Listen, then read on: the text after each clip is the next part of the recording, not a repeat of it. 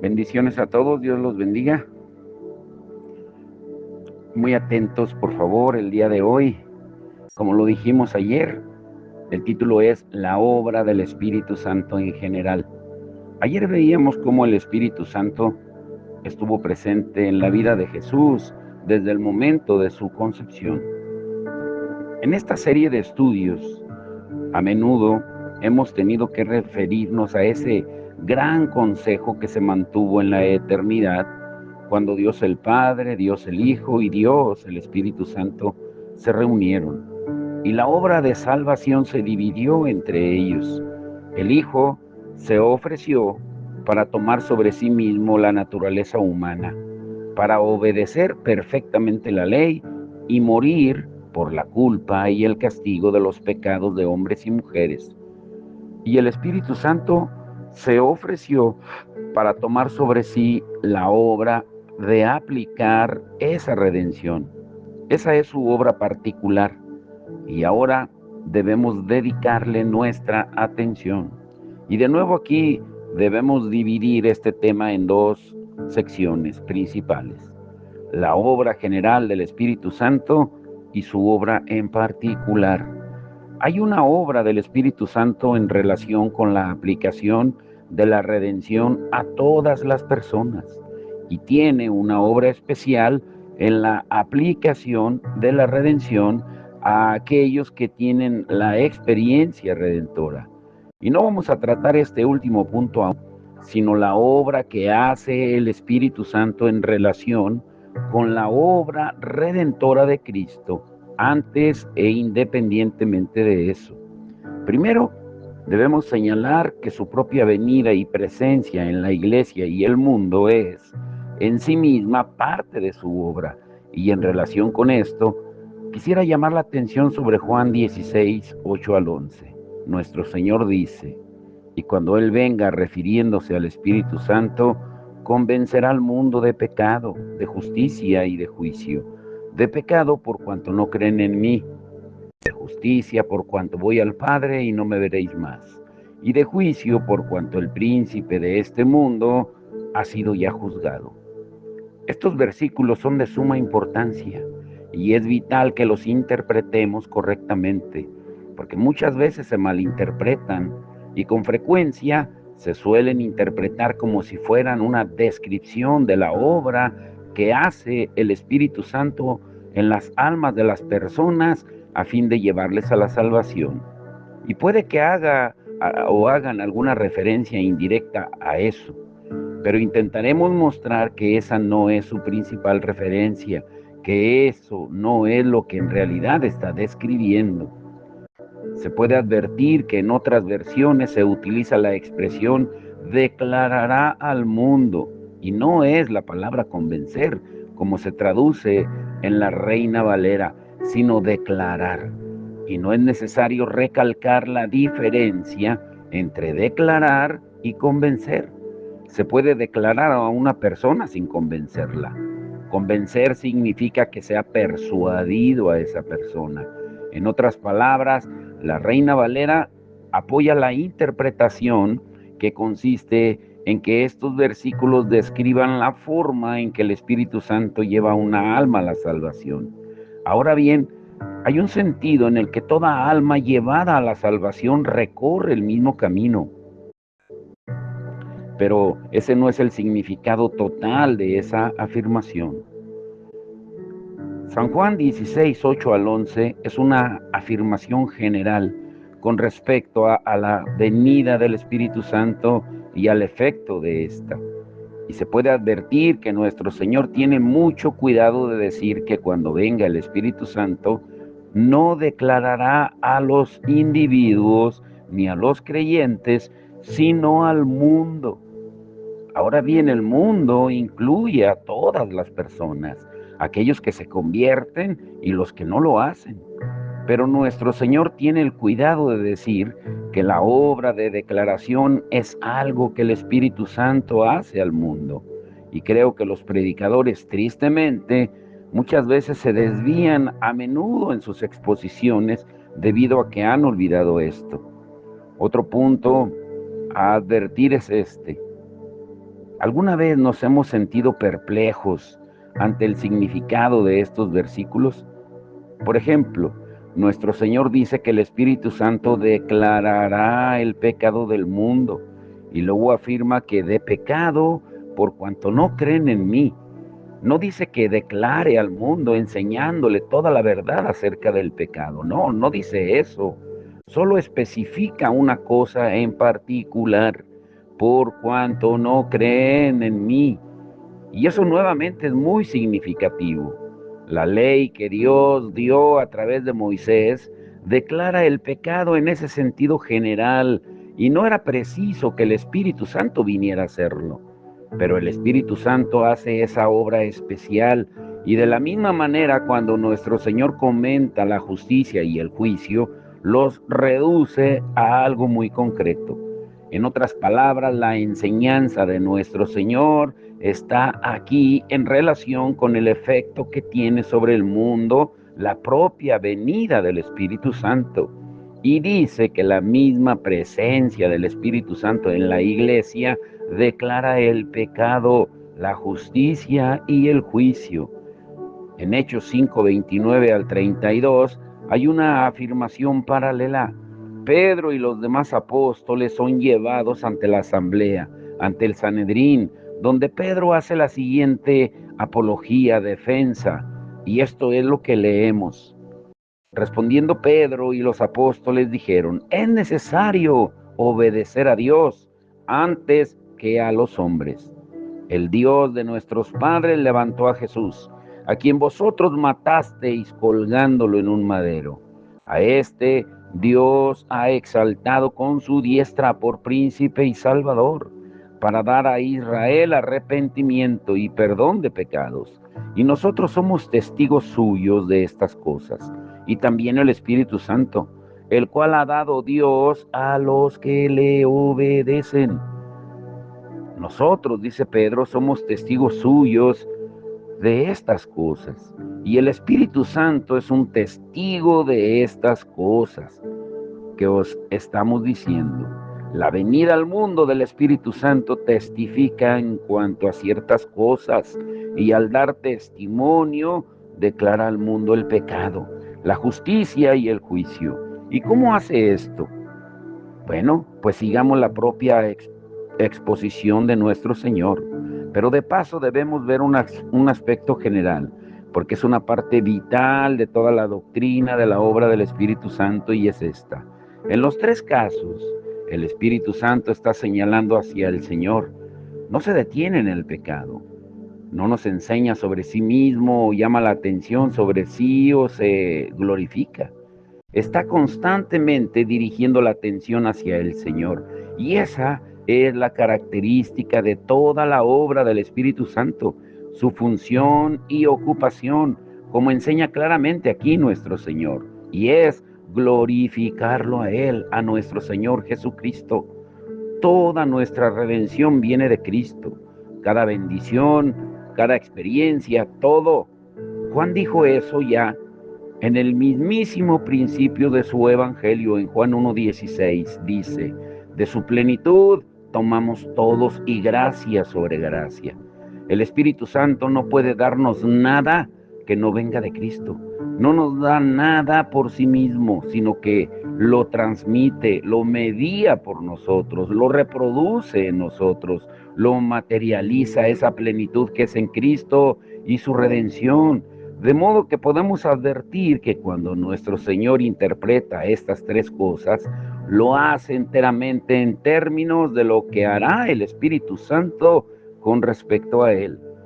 Y lo primero es que declarará al mundo su pecado, por cuanto no creen en mí. Y ya hemos señalado que Él no dice que simplemente vaya a declarar el pecado del mundo en general. No dice que vaya a mostrar la suciedad del pecado o la maldad, la fealdad o la depravación del pecado. No va a mostrar cómo el pecado es iniquidad o maldad o errar el blanco o cualquiera de esas otras cosas. Nuestro Señor no las menciona en absoluto, solo hay una razón y esta razón es por cuanto no creen en mí. Ahora la pregunta es, ¿qué es lo que quiere decir con eso? Sin lugar a dudas, solo existe una explicación adecuada, y es que la venida misma del Espíritu Santo a la iglesia el día de Pentecostés en Jerusalén, con las señales que siguieron y la forma en que utilizó a los apóstoles, todo ello declara al mundo su completo error cuando rechazó a Jesús de Nazaret y gritó: crucifíquenlo, crucifíquenlo. La venida del Espíritu Santo es una prueba clara y definitiva de que Jesús de Nazaret es el Hijo de Dios, el Salvador del mundo. Ahora, ¿de qué manera lo hace el Espíritu Santo? En su estancia en este mundo, nuestro Señor había dicho que iba a enviar la promesa del Padre. Esto era algo que los judíos habían aguardado durante siglos. Tenían todas estas profecías de Joel y de los otros, y sabían que el Mesías era el que iba a enviarles esa promesa. Entonces Jesús de Nazaret apareció ante ellos y afirmó ser el Mesías, y ellos cuestionaron su afirmación y lo rechazaron. No querían creer en él y finalmente lo rechazaron y lo crucificaron. Pero aquí está el Espíritu enviado sobre la iglesia según la profecía. ¿Cuál es entonces el efecto de eso? Demuestra que Él es el Mesías y por tanto se declara su pecado al mundo que lo rechazó. El pecado de no reconocerlo, el pecado de rechazarlo y crucificarlo. Esa es la razón por qué dice que el Espíritu Santo en particular declara al mundo su pecado, por cuanto no creen en mí. Yo confío que esté quedando claro esto. Fue la venida misma del Espíritu la que hizo eso. No es el resultado de una obra que Él haga en las profundidades del alma. Trataremos eso más adelante cuando lleguemos a la cuestión de cómo se aplica la redención a aquellos que son redimidos. Pero ahora estamos tratando la forma en que el Espíritu Santo declara al mundo su pecado. Cuando cayó sobre la iglesia, cuando sonó el estruendo del viento y descendieron las lenguas de fuego sobre los discípulos y hablaron en otras lenguas, solo eso ya declaró al mundo su pecado, el pecado de la incredulidad. Ese es el motivo por qué ponemos esto bajo el apartado general. Pero pasemos al segundo comentario: de justicia, por cuanto voy al Padre y no me veréis más. ¿Hemos tenido alguna vez problemas a la hora de explicar esto? Es muy interesante leer a los comentaristas y a los distintos sermones acerca de este asunto, porque olvidando que nuestro Señor está hablando acerca del mundo, tienden a malinterpretarlo. Algunos dicen que con justicia Jesús se refería a que Dios estaba mostrando su propia justicia y justificándose a sí mismo. Dicen que se imputaba a Dios que él mismo, que había afirmado ser su hijo, había sido perdonado por él, que Dios había permitido que le crucificaran y por lo tanto Dios no era justo. Eso dicen estos comentaristas. También que enviando al Espíritu Santo, Dios estableció su propia justicia. Resucitó a Cristo de entre los muertos y después de que Cristo hubiera ascendido al cielo, Dios envió al Espíritu Santo, estableciendo de esta forma el hecho de que Dios, después de todo, no había sido injusto y había estado cuidando a su Hijo durante estos acontecimientos. Otros dicen que lo que se quiere decir aquí con justicia es el establecimiento de la justicia de Cristo el Hijo cuando fue crucificado en debilidad. Los hombres dijeron que no era el Hijo de Dios y que Él no era justo, que lo que Él reivindicaba no era cierto, y debido a que se trataba de una mentira, Él por lo tanto no era justo. Se dice por tanto que Él envió del Espíritu Santo una prueba de que Él es lo que dijo ser y por lo tanto demuestra su justicia. Pero ese punto ya lo vimos y sería una especie de tautología, o sea, una mera repetición de algo que ya se ha establecido, de manera que no significa ninguna de estas cosas. Ahora bien, nuestro Señor lo expresa de una forma muy interesante. Él dice, de justicia por cuanto voy al Padre y no me veréis más. ¿Cómo se explica, pues? El hecho de que nuestro Señor se levantara de entre los muertos es una prueba clara de que ha sido aceptado por el Padre. El Padre no solo le ha aceptado a Él, sino que también ha aceptado su obra perfecta.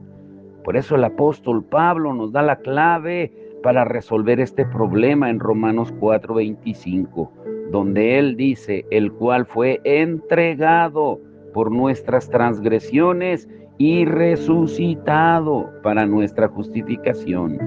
Es en la resurrección donde vemos a Cristo como nuestra justificación.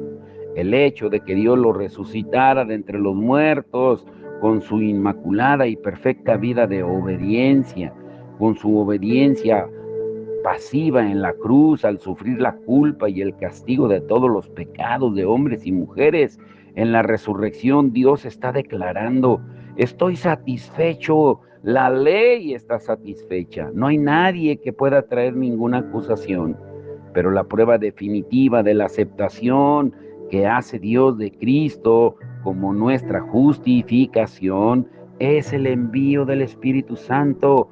Ese es el motivo porque es tan importante que siempre tengamos en mente el hecho de que lo que ocurrió en el día de Pentecostés en Jerusalén debe incluirse siempre en la gran serie de acontecimientos históricos que establecen la salvación. Esta es la última prueba y la definitiva de que Cristo es el Hijo de Dios y el Salvador del mundo, porque como hemos visto, fue solo a aquel que estableció su justicia, a quien Dios dio el don de su Espíritu para su pueblo, que es su cuerpo, la iglesia. Por lo tanto, la venida del mismo Espíritu Santo en el día de Pentecostés hizo el anuncio de que la justicia solo tiene un camino, y es el de Cristo. No se puede establecer la justicia propia por medio de la ley, no se puede establecer por medio de los propios esfuerzos y afanes morales. Él es nuestra justicia, Él es nuestra paz, Él es el camino de la justicia de Dios, y la justicia que Dios nos da es la justicia de su propio Hijo. El Espíritu Santo lo proclama. Cuando Dios envió al Espíritu Santo, estaba declarando al mundo su justicia. Le estaba diciendo, anunciando que solo en Cristo y únicamente en Cristo podemos ser hechos justos. Ese es el gran tema del libro de los Hechos y de todas las cartas, de todas las epístolas del Nuevo Testamento, y es que Cristo nos ha sido hecho justificación, como dice Primera de Corintios 1:30. Y no hay nada que proclame eso más tremendamente que el derramamiento del Espíritu Santo enviado por Cristo a la iglesia en el día de Pentecostés. Y luego sucede exactamente lo mismo con la tercera afirmación, de juicio por cuanto el príncipe de este mundo ha sido juzgado. Y nuevamente aquí se produce una gran confusión acerca de los motivos por lo que nuestro Señor lo expresó de este modo. Dice que la venida del Espíritu Santo convence al mundo de justicia de juicio, porque el príncipe de este mundo es o ha sido juzgado como resultado de su obra. Ahora bien, ¿qué significa esto? Pues nuevamente lo expresaríamos así. La venida del Espíritu Santo en el día de Pentecostés fue la prueba definitiva de la derrota de Satanás y el juicio que se ha pronunciado sobre él. Esta es una doctrina sumamente importante en este punto. Hablando de su muerte, poco antes de esto, nuestro Señor dijo en Juan 12:31, ahora es el juicio de este mundo, ahora el príncipe de este mundo será echado fuera. Se estaba refiriendo a lo que haría en su muerte. En los versículos 32 y 33 enseguida dice: y yo, si fuere levantado de la tierra, a todos atraeré a mí mismo. Decía esto dando a entender de qué muerte iba a morir. Y luego está la afirmación del apóstol Pablo en Colosenses 2:15, donde dice que al morir en la cruz, nuestro Señor estaba avergonzando públicamente a los principados y potestades, triunfando sobre ellos en la cruz del Calvario. La afirmación en Juan 12:31, pues, significa que nuestro Señor, al morir en la cruz, estaba juzgando y derrotando a Satanás. Era una profecía el que el príncipe de este mundo fuera expulsado por medio de este acontecimiento. Pablo dice que ha sucedido y podríamos indicar que nuestro Señor está diciendo lo mismo aquí en Juan 16. La muerte de nuestro Señor en la cruz, su resurrección, su ascensión y el envío del Espíritu Santo fue la proclamación de la derrota de Satanás. Satanás ha sido expulsado, tal como nuestro Señor había profetizado y había predicho que le sucedería. Y por supuesto, fue la venida del Espíritu Santo la que finalmente lo proclamó. Fue la venida del Espíritu Santo la que probó, como ha venido repitiendo, que nuestro Señor es sin duda el Hijo de Dios, que su obra se ha aceptado y que por tanto ha llevado a cabo la gran tarea de redención que salvaría a los hombres y las mujeres del dominio de Satanás. Es por lo tanto una declaración o juicio, especialmente porque Satanás, el príncipe de este mundo, ha sido juzgado. Ahora me pregunto si alguna vez hemos comprendido lo significativo de esta afirmación. ¿Acaso no vemos qué significa que Satanás haya sido ya juzgado? Él fue juzgado por la obra que se hizo en la cruz. La venida del Espíritu Santo lo proclamó y es un hecho. La última gran comisión que hizo nuestro Señor a sus seguidores fue: toda potestad me es dada en el cielo y en la tierra. Por tanto, id y haced discípulos a todas las naciones, bautizándolos en el nombre del Padre, del Hijo y del Espíritu Santo. Él tiene este poder. El apóstol Pablo lo expresa de esta forma en 1 Corintios 15:25, porque es preciso que Él reine hasta que haya puesto a todos sus enemigos debajo de sus pies. El día de Pentecostés, el descenso del Espíritu Santo, por tanto, fue una gran proclamación con este motivo, que el mundo jamás volverá a ser el mismo como resultado de lo que nuestro Señor ha hecho en la cruz. Antes de la venida de nuestro Señor, había mantenido prisioneras a todas las naciones del mundo, exceptuando a la judía. Eran todas paganas, creían en sus distintos dioses y el conocimiento del Dios viviente y verdadero estaba restringido a una sola nación de Israel, los judíos. Pero como resultado de la obra de nuestro Señor en la cruz y de que el Espíritu Santo fuera enviado en el día de Pentecostés, eso ya no es así. En ese sentido, Satanás ya no ha engañado a las naciones desde entonces. Cristo ha sido predicado y hay personas que creen en Él en todas las naciones que hay bajo la tierra. Él dijo en Juan 12:32, y si yo fuere levantado de la tierra, a todos atraeré a mí mismo, como los que habían ido a Andrés y a otros. De modo que en ese sentido, Satanás ya no controla el mundo. Cristo lo controla, está reinando, está sentado a la diestra del poder de Dios. Él tiene todo el poder en los cielos y en la tierra y va a llevar su discipulado a todas las naciones por medio del Espíritu Santo, a través de sus obreros, de sus seguidores, de manera que el mismo descenso del Espíritu Santo en el día de Pentecostés como predice aquí nuestro Señor, declaró al mundo el juicio. Pero temo que no comprendamos totalmente esto. Yo reconozco que yo mismo no lo había comprendido como debería. Lo veo muy claro de esta forma. ¿Qué es lo que estaba ocurriendo cuando descendió el Espíritu Santo?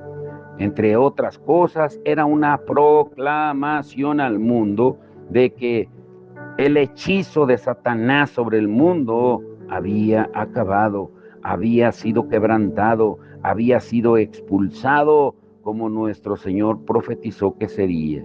No significa que no sea capaz de ejercer ciertas facultades, pero todas están dentro de unos límites. No las está ejerciendo como antes lo hacía, porque los reinos de este mundo, en un sentido, ya se han convertido en reinos de nuestro Dios y de su Cristo. Y todo esto quedó proclamado con el descenso del Espíritu Santo. Jesús dijo, y cuando Él venga, convencerá al mundo de justicia, por cuanto el príncipe de este mundo ya ha sido juzgado, y ha sido juzgado. Lo que el Espíritu Santo proclama, además, es que todo aquel que pertenece a Satanás será juzgado, condenado y arrojado al infierno, al lago de fuego, junto a él de la misma forma. Aquí hay entonces una gran obra que el Espíritu Santo hace de manera inmediata por su presencia en la iglesia en relación con la obra de redención completada por nuestro Señor. Pero hay otro punto que quisiéramos mencionar, a fin de que podamos tener libertad para considerar la obra en los redimidos, y es este. Él también lleva a cabo una cierta obra preparatoria en todos, sin excepción, tanto los redimidos como los que no lo son, y esto se ha llamado a veces el llamamiento externo del Evangelio. Significa que desde la venida del Espíritu Santo se ha hecho un llamamiento general del Evangelio a todas las personas. Ahora, déjenme recalcar esto. Se hace tanto a los que permanecen inconversos como a los que se convierten. Y quizá la manera más sencilla de expresarlo es formular una pregunta. Si se nos pidiera definir la diferencia entre un calvinista y un hipercalvinista, ¿cómo lo haríamos? Esa es una pregunta que merece la pena hacerse por este motivo. Yo conozco muchas personas que cuando utilizan el término hipercalvinista, generalmente quieren decir calvinista. En otras palabras, no saben lo que es un hipercalvinista. Un hipercalvinista es alguien que dice que el ofrecimiento de la salvación solo se hace a los redimidos y que ningún predicador del Evangelio debería predicar a Cristo y ofrecer la salvación indiscriminadamente.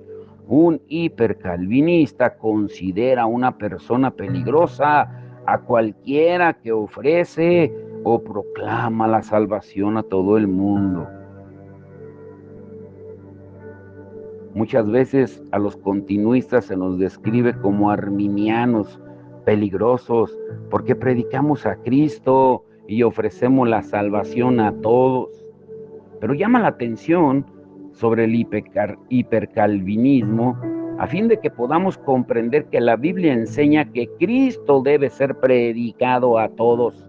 Ahora, hay pruebas para decir esto. En Hechos 17:30 dice en Hechos 28:19 y Marcos 16:15 dice que vayamos a todas las naciones. Y también en Hechos 17:30 dice que Dios manda a todos los hombres en todo lugar que se arrepientan. Es un mandato universal.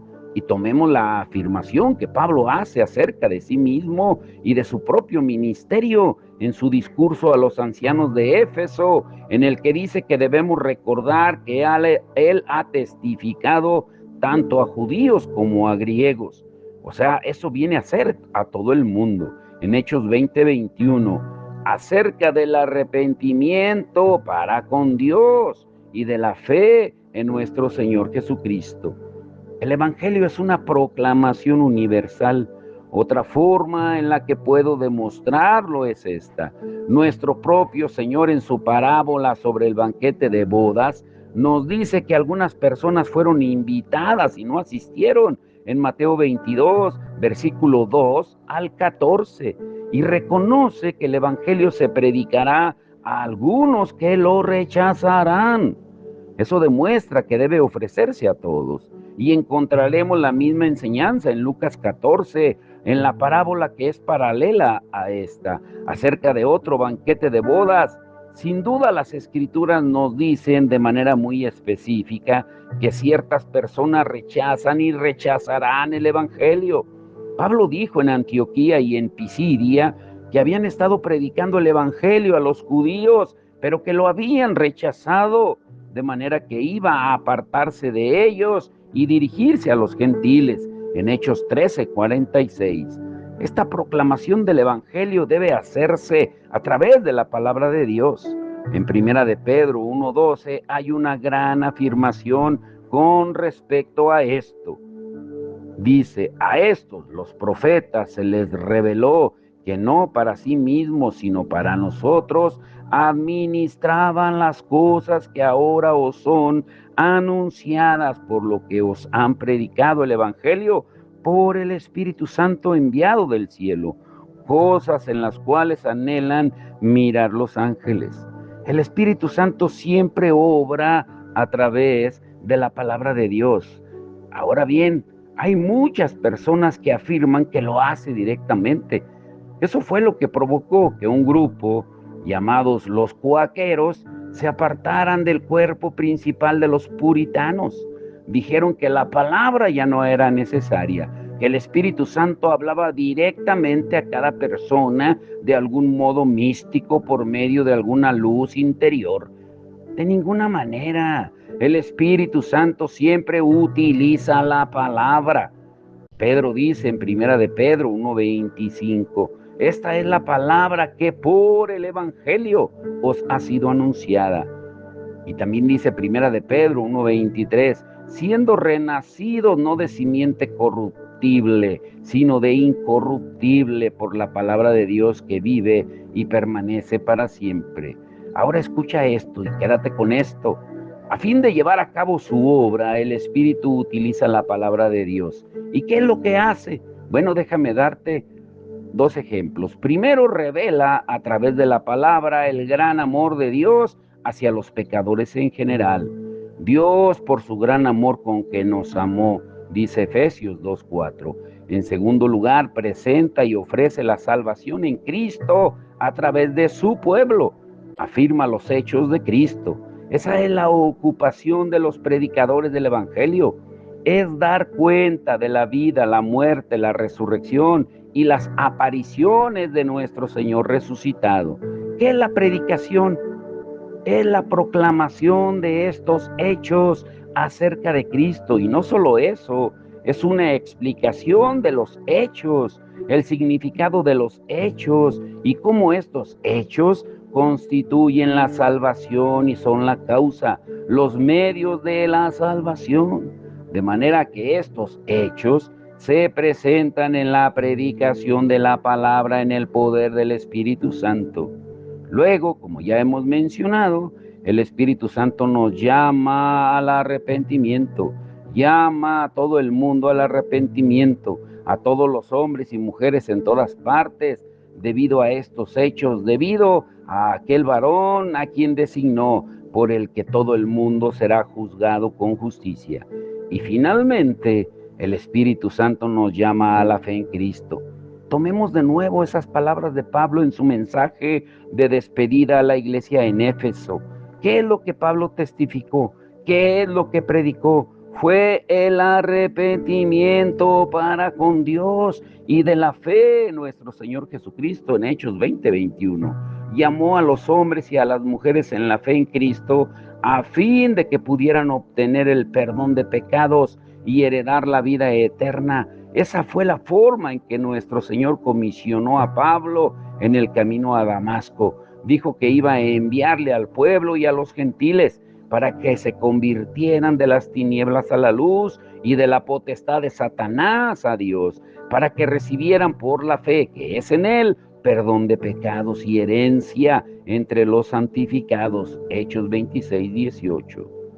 Esa es entonces la obra general del Espíritu Santo en relación con la obra de redención de nuestro Señor Jesucristo. Y habiendo tratado eso, pues ahora estamos en condiciones de considerar en detalle qué es lo que hace el Espíritu Santo a aquellos que se convierten, pero solo a ellos, a fin de aplicar la obra de la redención. Ese será el título del día de mañana, la obra del Espíritu Santo en la redención, y que va a tener, bueno, una secuencia con lo que veremos el domingo, porque estaremos preparándonos para los bautismos, y es lo que estamos estudiando durante esta semana y lo haremos durante la próxima semana. Por eso estén muy atentos, pero nunca lo olvides, la obra del Espíritu Santo en general, cómo es que actúa. Padre, en el nombre de Jesús te damos toda la gloria y la honra. Gracias, Señor, por esta semana que ha sido maravillosa, con esta palabra tuya, Señor, que nos estás dando para alimentar el Espíritu, para tener conocimiento tuyo, porque la verdadera vida eterna es conocerte a ti, al único Dios verdadero, y a Jesucristo, tu Hijo, el cual has enviado. Y ahora, a través de tu Espíritu Santo, nos lo revelas. Gracias, Señor, porque podemos conocerte más. Como dice ese bello canto, anhelamos conocerte, Espíritu Santo, que tú nos sigas revelando el amor del Padre a través de la gracia de Jesucristo.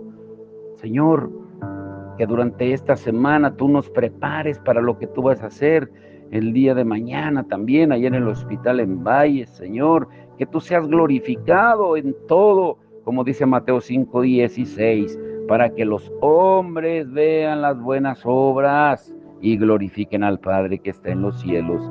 Te damos todo el honor y la gloria en el nombre que es sobre todo nombre, el nombre de nuestro Señor Jesucristo.